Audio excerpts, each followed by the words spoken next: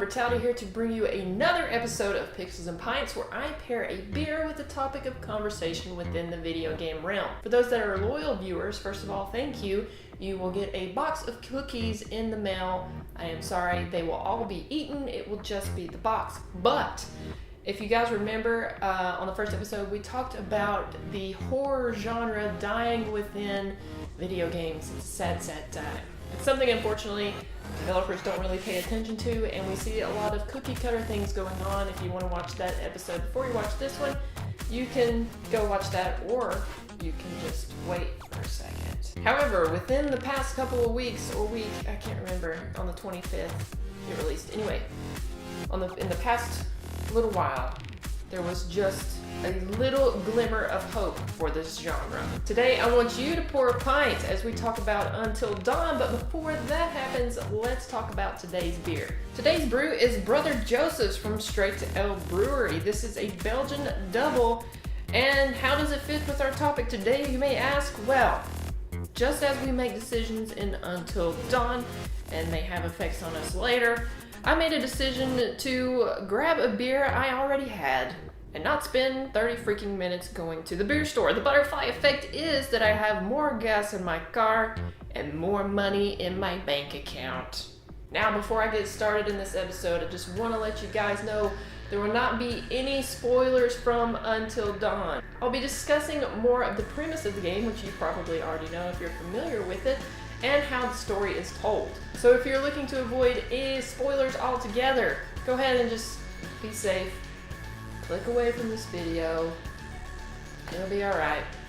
I won't judge you for clicking away. I lied. I am gonna judge you.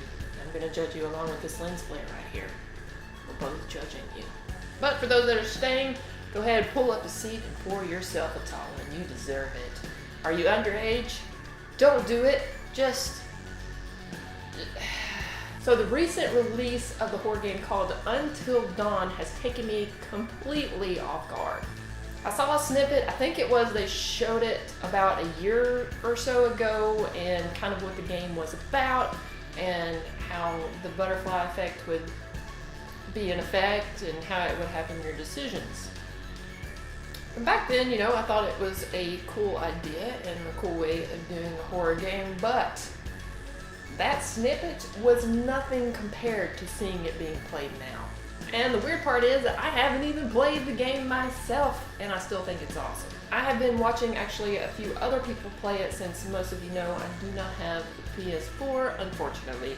But that's the beauty of YouTube and Twitch, right? You're being able to sit there and be a part of another gamer's experience. As the caster unfolds the game, so does the audience, so yay internet. Anyway, back to the point at hand. Yes, the graphics are awesome, and it showcases what next gen can do. The story is wrapped in a burrito of horror cliche as horny teens go off to a cabin, and jump scares, of course, are really overdone. However, this particular horror game is like none I've ever seen before. It is a psychological thriller, but it is your psychology that determines the game. Your personal morals, instincts, and fears are all tested. You determine who lives or dies by what you do or what you don't do.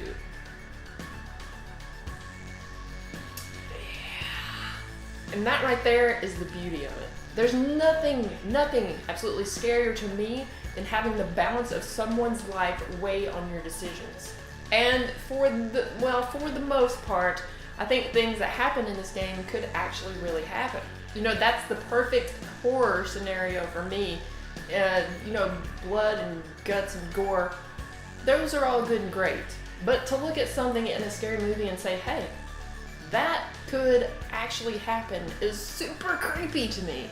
And that's why I really love the Saw movies. Well, I love the first two Saw movies. Those people were placed in situations that could probably be real. Oh yeah, it burns so good. One decision, whether it's good or bad, can echo through the whole game, thus the butterfly effect. Along with this, there are some cool additions that I think are really neat for gaming. You actually get to look at the personality of each character, and their traits can change according to the decisions that you make. There are also really cool hand jittering and adrenaline siphoning moments where you're asked not to move. The PS4 controller can take movement into account. Isn't that freaking awesome? So even during these heart-pumping moments, that has escalated even more because you are sort of there with the character and asking not to move. You're breathing hard like they're breathing hard. And it's just freaking cool. No, I'm not drunk. This is really me. And even a lot of the camera angles are like what you see in horror movies when there's a stalker looking at their prey. So it's like you're looking at these characters from a distance with super harmful intentions, and that just adds even more to the story. The horror genre for video games has really been on a downward spiral and has left its fans wanting, craving more. We all turned our backs to walk away from the dilapidated house of horror, thinking this video game species has unfortunately become extinct. But now, since Until Dawn's release, now for one moment, we all pause in our tracks to look back at what was left behind. Our bodies tremble, but not from fear. We tremble with excitement that we have not been forgotten. So have you guys played or watched Until Dawn? Let me know if you horror fans out there feel the same way I do.